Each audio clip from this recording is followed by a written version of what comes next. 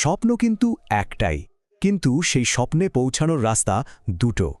আজকে আমরা দুই বন্ধুর এমনই এক গল্প শুনব যেখানে ওদের সিদ্ধান্তের কারণে দুজনের জীবন একেবারে দুদিকে বাঁক নিয়েছিল। চলুন শুরু করা যাক। ভাবুন তো একবার, একই জায়গা থেকে যাত্রা শুরু, স্বপ্নও এক, কিন্তু তারপরেও দুজনের পথ কিভাবে এতটা আলাদা হয়ে গেল, আর তার ফলটাই বা কী হল? এই প্রশ্নটা দিয়েই আমাদের আজকের আলোচনাটা এগোবে। তো গল্পের শুরুটা হচ্ছে দুই বন্ধুকে নিয়ে, যাদের স্বপ্নটা ছিল এক। চলুন আগে তাদের সাথে একটু পরিচিত হয়ে নিই, দেখি তাদের শুরুর গল্পটা ঠিক কেমন ছিল। গল্পের দুই চরিত্র হল প্রভাত আর সৌরভ। শান্তিপুর গ্রামের ছেলে, দুজনেই মধ্যবিত্ত পরিবারের। আর তাদের দুজনেরই চোখে ছিল একটা সাধারণ স্বপ্ন, জীবনে সফল হতে হবে আর পরিবারের সব কষ্ট দূর করতে হবে। মানে একদম একই মাটি থেকে তাদের পথ চলা শুরু। কিন্তু গল্পের মোড়টা ঘুরে গেল ঠিক তখনই, যখন ওরা পড়াশোনা শেষ করে গ্রামে ফিরে এলো।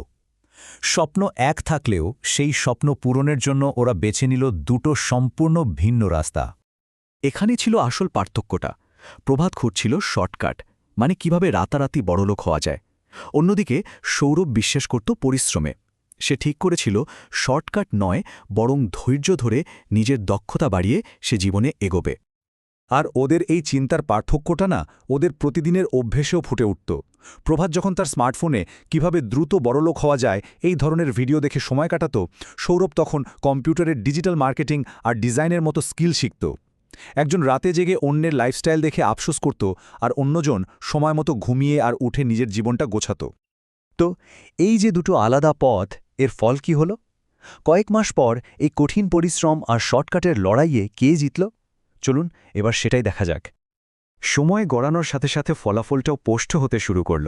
মাত্র কয়েক মাসের মধ্যেই প্রভাত একটা অনলাইন ইনভেস্টিং অ্যাপে বাবার জমানোর সব টাকা হারিয়ে ফেলল। আর ঠিক সেই সময়েই সৌরভ তার শেখা দক্ষতার জোরে বিদেশি ক্লায়েন্টদের থেকে ছোট ছোট কাজ পেতে শুরু করল। তার আয় শুরু হল।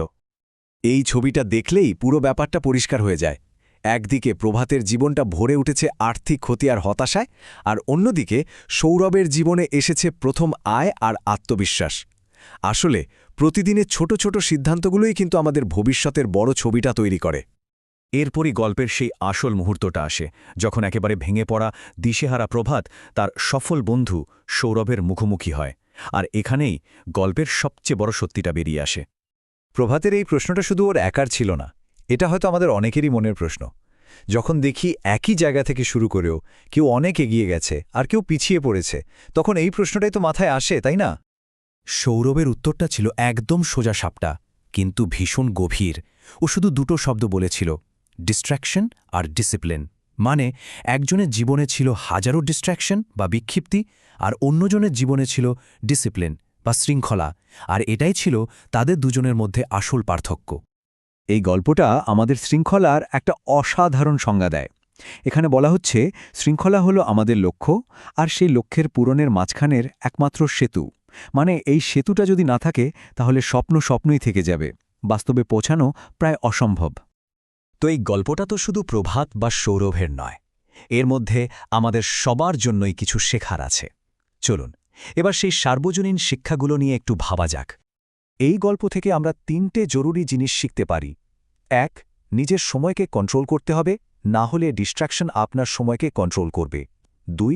সাফল্যের কোনো ম্যাজিক বা শর্টকাট হয় না, এর জন্য একটানা পরিশ্রম করে যেতে হয়। আর ৩. আত্মনিয়ন্ত্রণ বা সেলফ কন্ট্রোল। যে নিজেকেই নিয়ন্ত্রণ করতে পারে না, সে দুনিয়া জয় করবে কিভাবে? শেষ করার আগে শুধু একটা প্রশ্ন রেখে যেতে চাই।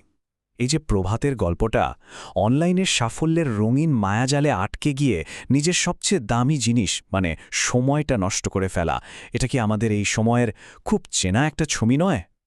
এই গল্পটা কিন্তু আমাদের সবার জন্যই একটা আয়নার মতো।